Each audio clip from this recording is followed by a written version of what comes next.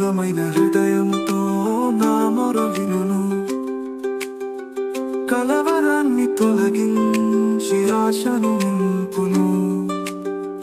ప్రభువు నీకు తోడై ఉన్నాడు, నీ అడుగులకు వెలుగును ఇస్తాడు. దేవుని ఆశీస్సులు ఎల్లప్పుడూ నీకు చేరును.